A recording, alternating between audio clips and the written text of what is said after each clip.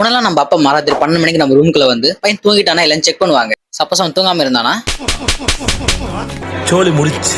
But இப்ப சீனே வேற. அவங்க நம்ம கூட வந்து போனை பார்த்துட்டு இருக்காங்க. பட் இதெல்லாம் மாடர்ன் ப்ராப்ளம் நினைச்சிருந்தீங்கன்னா அதான் இல்ல. இது எலக்ட்ரிக் பல்ப் ஃபேமஸ் ஆன காலகட்டத்தில இருந்தே இருக்கு. தாமஸ் ஆல்வா எடிசன் பிராக்டிகல் பல்பை கொண்டு வந்ததுக்கு அப்புறம் வீட்டுல, ஃபேக்டரியில, கடையில, ஸ்ட்ரீட்ல, தெருவுல எங்க பார்த்தாலும் லைட். மார்க்கா சொல்லு. ஸ்ட்ரீட்ல, தெருவுல எங்க பார்த்தாலும் லைட். என்னங்க எனக்கு ஒண்ணுமே புரியல. அதுதான் எனக்கும் புரியல. சரி விடு.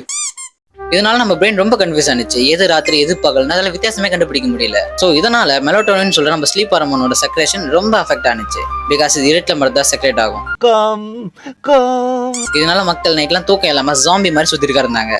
கடைசியா தான் வந்தாரு விநாயக். அந்த மாதிரி அப்பதான் வந்தாங்க எட்வர்ட் அண்ட் எல்லிஸ் ஹெம்ஃபில். 1930s மக்கள் படுற கஷ்டத்தை பார்த்து இவங்க 2 பேரும் ஒரு இன்வென்ஷன் ஒன்று கண்டுபிடிக்கிறாங்க.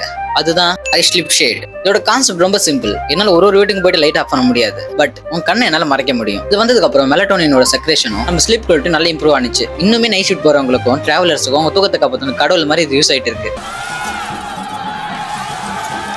இதையும் இப்ப நான் சொல்றேன்னா இப்ப கூட சில பேர் இதை பார்த்தா கண்ணுல வெளிச்சம் படாம இருக்குது, கண்ணை முன்னா போதுமே. ஜோக் இல்லையா? பட் சயின்ஸ் என்ன சொல்லுதுன்னா பெரிய ப்ராப்ளத்துக்கு ஒரு சின்ன சொல்யூஷன் உங்க ஐயை கவர் பண்றதா கூட இருக்கலாம். என்ன ப்ரோ நீ? என் ஃப்ரெண்ட் ஒருத்தர் இருக்கான். மழை பெஞ்சாலும் சரி, வெயில் அடிச்சாலும் சரி, கரண்ட் இருந்தாலும் சரி, கரண்ட் இல்லைனாலும் சரி, வீடு ஃபுல்லா சவுண்டா இருந்தாலுமே சரி, நல்லா கும்பகாரண மாதிரி முரட்டு தூங்குவான் ப்ரோ அவன் அப்படின்னு சொல்றவங்க ஃப்ரெண்டை கமெண்ட்ல டேக் பண்ணிட்டு என்ன ஃபாலோ பண்ணி வச்சுக்கோங்க. பிகாஸ் இந்த மாதிரி இன்ட்ரெஸ்டிங்கான ஸ்டோரி தெரிஞ்சுக்கிறதுக்கு.